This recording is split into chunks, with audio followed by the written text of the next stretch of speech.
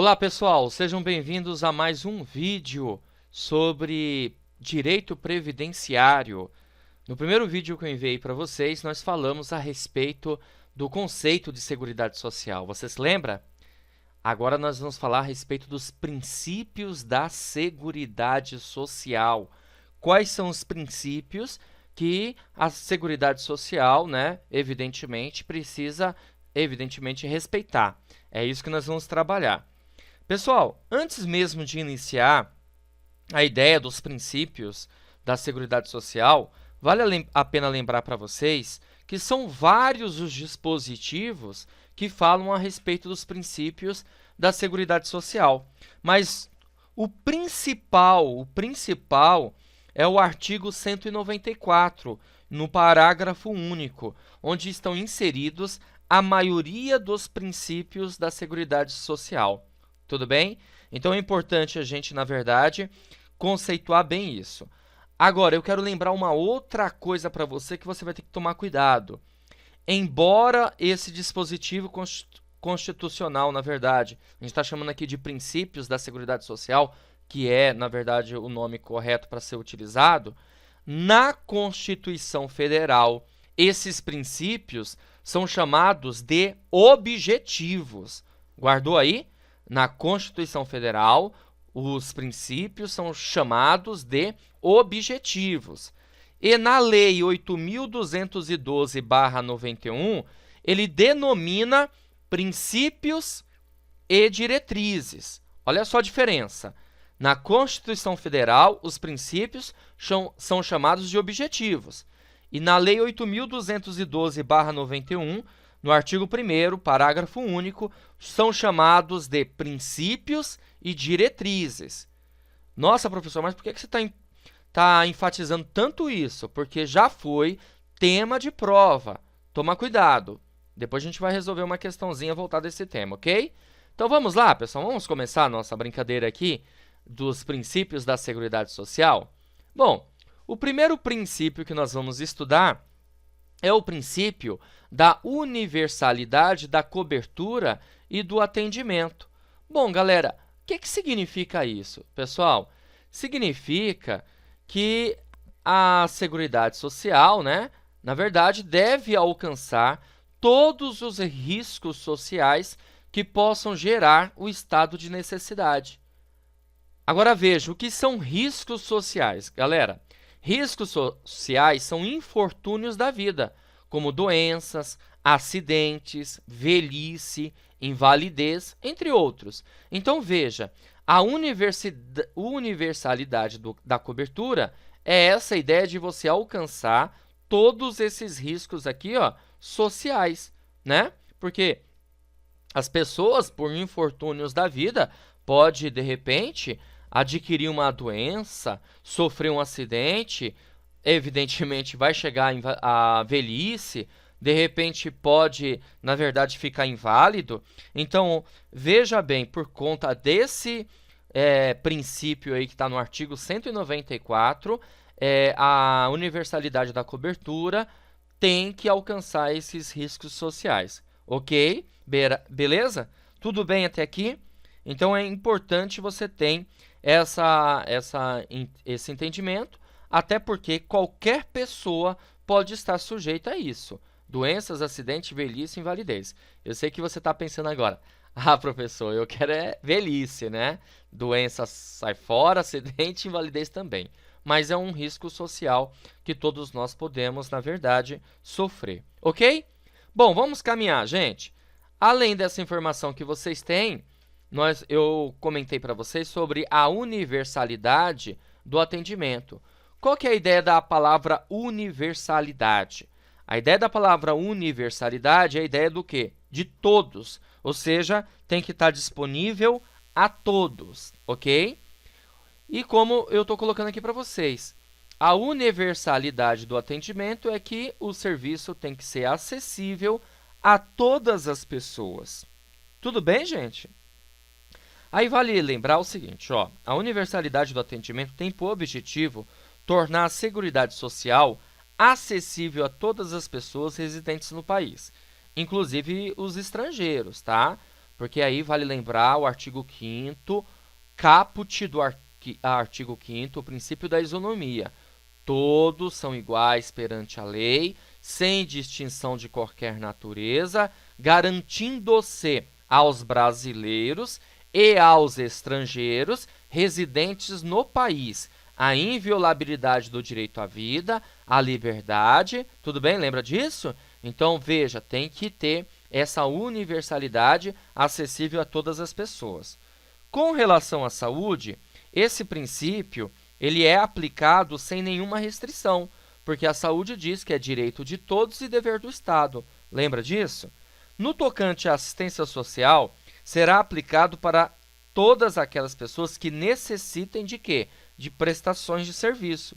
E no tocante à previdência social, por ter caráter contributivo, todos desde que contribuem aí para o sistema, tá certo? Nesse caso, os que contribuem para o sistema podem participar, beleza?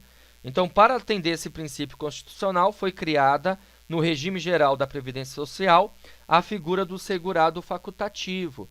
Depois a gente pode trabalhar um pouquinho mais essa informação. Tem o segurado, né, obrigatório, que é aquele que vai se filiar porque está exercendo um trabalho, e tem o segurado facultativo, que é aquele que, na verdade, ele não trabalha, mas ele quer, na verdade, contribuir para a Previdência Social para mais tarde ter direito a aposentadoria, por exemplo, ou algum infortúnio da vida que aconteceu, de repente, invalidez, entre tantas outras coisas, até no caso aí de salário maternidade. Tudo bem, gente? Ficou bem claro aí a universalidade da cobertura e a universalidade do atendimento? Universalidade da cobertura, os infortúnios da vida, tudo bem? Os riscos sociais que possam gerar o estado de necessidade, logo, tem que ter essa universalidade da cobertura. E a universalidade do atendimento que deve ser acessível a todos. Ok, vamos lá caminhar. Mais um princípio aí. Uniformidade, equivalência dos benefícios e serviços entre as populações urbanas e rurais. Isso aí está no artigo 194, parágrafo único, inciso 2. Olha só, pessoal, este princípio ele vem corrigir, na verdade, defeitos da legislação previdenciária rural que sempre discriminava o trabalhador rural, tá certo? O trabalhador rural, ele sempre teve uma certa discriminação aí nesse sentido. Então, esse princípio ele vem falar que deve ser uniforme e equivalente. Uniforme e equivalente. A uniformidade diz respeito, na verdade, às eventualidades que irão ser cobertas, tá? E a equivalência refere-se ao aspecto pecuniário dos benefícios ou à qualidade dos serviços, que, na verdade, pessoal, você tem que tomar cuidado, não necessariamente serão iguais, mas serão o quê? Equivalentes. Por exemplo, a gente pode dizer que no caso da aposentadoria, ela não pode ser menor do que um salário mínimo. E antigamente, os trabalhadores rurais, eles tinham uma aposentadoria que era um valor menor, inclusive, do que o salário mínimo. Hoje, na verdade, não é essa ideia que a gente tem. Por quê? Porque o benefício, ele nunca será inferior a um salário mínimo. Então, eu estou fazendo o quê? Eu estou trabalhando com a equivalência.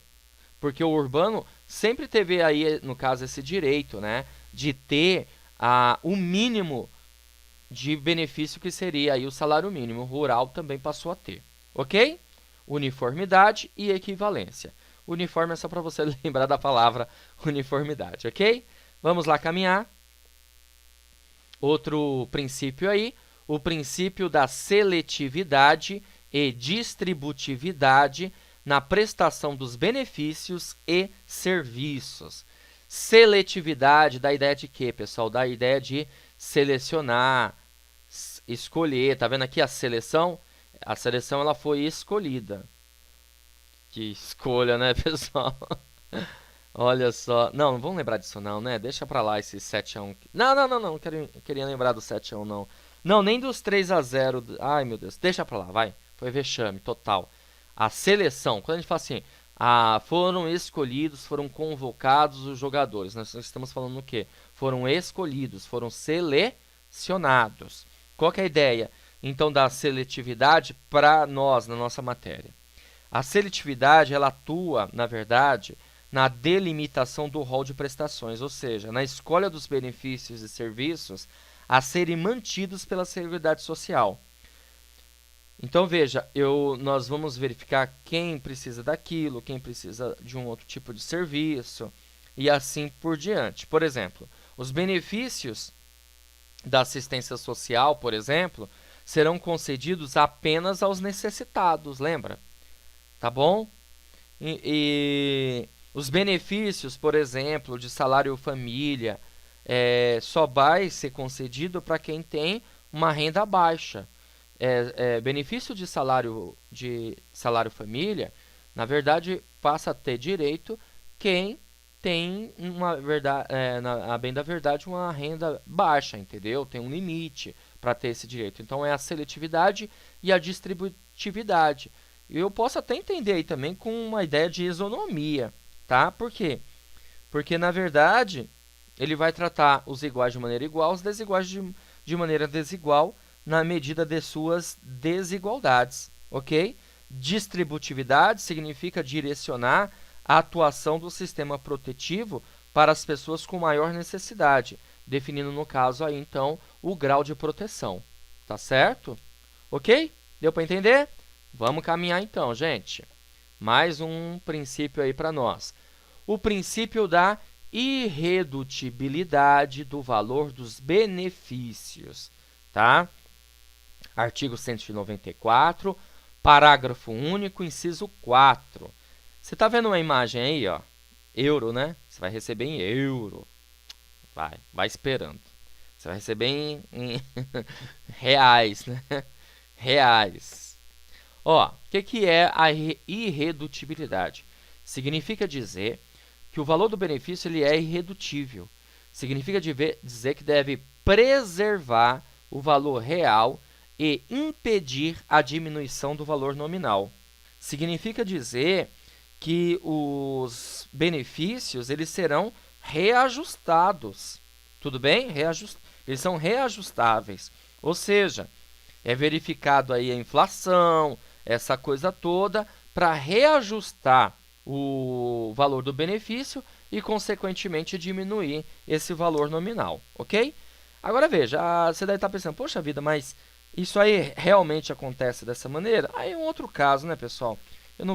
A gente não vai pegar nesses pormenores que não vai cair na sua prova, entendeu?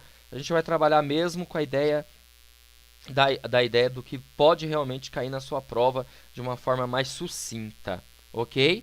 Irredutibilidade do valor dos benefícios, ou seja, trabalhar com a ideia de preservar o valor real e impedir a diminuição do valor nominal. Bom, vamos para o próximo princípio. E o próximo princípio é a equidade na forma de participação no custeio. Artigo 194, parágrafo único, inciso 5. Galera, é o seguinte, esse princípio aqui, ó, equidade na forma de participação no custeio. Veja, eu tenho que custear, eu tenho que pagar lá o meu INSS, assim como você também, assim como a empresa e assim por diante. Qual que é a ideia da equidade? Quem tem mais, paga mais. Quem tem menos, evidentemente, paga menos. Então, nós podemos dizer também que esse princípio é um desdobramento do princípio da igualdade, no artigo 5º lá, que consiste em tratar igualmente os iguais e desigualmente os desiguais na medida de suas desigualdades. É essa a ideia mesmo, gente, de se você ganha mais, você vai contribuir com mais. Eu ganho menos, contribuo com menos. Tudo bem? Uma equidade aí, para ter um equilíbrio também, ok? Veja, não tem sentido uma pessoa ganhar 10 mil reais e a pessoa que ganha um salário mínimo ter que, na verdade, ter o mesmo valor lá descontado, ok? Beleza, vamos caminhar. Outro princípio aí, princípio da diversidade da base de financiamento. Princípio da diversidade da base de financiamento. Opa, você está vendo aqui a imagem, né? Diversidade, mas não tem nada a ver com essa diversidade aqui não, veja, é só uma associação, tá? Tá no inciso 6º aí do artigo 194, parágrafo único. Bom, na verdade, esse princípio fala sobre o quê? As diversas fontes de custeio. Ou seja, o governo, para que ele tenha receitas, recursos, ele precisa ter fontes de custeio. De onde virão o dinheiro, a arrecadação aí dessas receitas da Seguridade Social, certo? Então, essas diversas fontes de custeio, elas virão de vários lugares. Então, ó, a Seguridade será financiada pela sociedade, seja de forma direta ou indireta, tá bom? E mediante recursos provenientes do DEMO. Ai, meu Deus, você ficou com medo agora, né? DEMO. O que é DEMO, gente? DEMO significa Distrito Federal, Estados, Municípios e União. Ou medo. Quando você viu aqui o DEMO, você ficou com medo, não foi? Medo. Municípios, Estados, Distrito Federal e União. Tudo bem? Então, a Seguridade Social será financiada pela sociedade de forma direta e indireta e mediante recursos provenientes aí da administração pública. Tudo bem? Vamos caminhar. Olha só, diversas fontes de custeio, né? A gente falou sobre a sociedade lá participando de forma direta e indireta, sobre os recursos provenientes lá do DEMO e também das seguintes contribuições. Claro, do empregador ou equiparado a empregador, que na verdade o empregador vai ser por folha de salários, por receita ou faturamento ou por lucro. De novo, folha de salários, receita ou faturamento, lucro. Claro, também do trabalhador, o trabalhador também vai ser uma fonte de custeio. Sobre as receitas de concursos de prognósticos, receitas de concursos de prognósticos, pessoal, por exemplo, uma loteria, né? Você vai lá, joga na loteria, na Mega Sena para ficar milionário, para nem pensar mais em concurso público, tá? Então, quando você faz uma fezinha, tá bom? Quando você faz uma fezinha, você está fazendo o quê? Você, na verdade, está contribuindo também para a Seguridade Social, ok? E do importador de bens ou serviços. Então, essas são as contribuições. Sociedade, de forma direta e indireta, recursos provenientes do DEMO, do empregador ou equiparado através da folha de salários, receita ou faturamento e lucro, do trabalhador, da receita de concursos de prognóstico e do importador de bens e serviços. Galera, mais um princípio aí, ó. Princípio do caráter democrático e descentralizado da administração. Também se encontra no artigo 194, parágrafo único, inciso 8º da lei. E diz assim, ó: por que caráter democrático e descentralizado da administração? Eu quero te explicar primeiro uma coisa. Quando ele diz caráter democrático, significa dizer que a gestão ela vai ser participativa, porque democrático ou democracia é essa ideia de participação. Você participa, você é consultado, tudo bem? As decisões que serão tomadas também serão mediante o que você entende como correto. E descentralizado, por quê? Porque antigamente era tudo centralizado, ou seja, a responsabilidade ali era única. Hoje a responsabilidade está descentralizada. Outras pessoas passaram a ter responsabilidade também para a Seguridade Social, ou seja, deu mais autonomia para alguns atores aí também. Então, logo, essa gestão pelo caráter democrático e descentralizado da administração é uma gestão quadripartite. E por que é uma gestão quadripartite? Porque você tem aí a participação do empregador, do trabalhador, do aposentado e do governo. Olha só, de acordo com este princípio, a gestão dos recursos, dos programas, dos planos, dos serviços, das ações, nas 3 áreas da Seguridade Social, em todas as esferas do poder, deve ser realizada mediante discussão, tá bom, com a sociedade. Então, esse princípio ele foi materializado, pessoal, através da criação, por exemplo, de conselhos. Exemplo que eu tenho para te passar, o Conselho Nacional de Previdência Social, através da Lei 8.213, no artigo 3º, foi criado aí esse conselho. O Conselho Nacional de Assistência Social, pela Lei 8.742/93, artigo 17, e o Conselho Nacional de Saúde, pela Lei 8.080/90. Tudo bem? Então, veja, vão existir nesse caso aí participação dos trabalhadores, dos empregadores, nos colegiados dos órgãos públicos, em que seus interesses profissionais ou previdenciários sejam objeto de discussão. Tudo bem? Então é muito importante isso. Vale até a pena você ler depois o artigo 10 da Constituição Federal, que também diz alguma coisa a esse respeito. Ok? Ficou bem claro isso? Legal, vamos caminhar, pessoal. Vamos lá, galera, mais um princípio. O nosso próximo princípio aqui é o princípio da pré-existência do custeio em relação ao benefício ou serviço. Pré-existência do custeio. Tá vendo aqui a pré-existência, gente? É isso aí. O que significa esse princípio? Olha, nenhum benefício da Seguridade Social poderá ser criado, majorado ou estendido sem a correspondente fonte de custeio.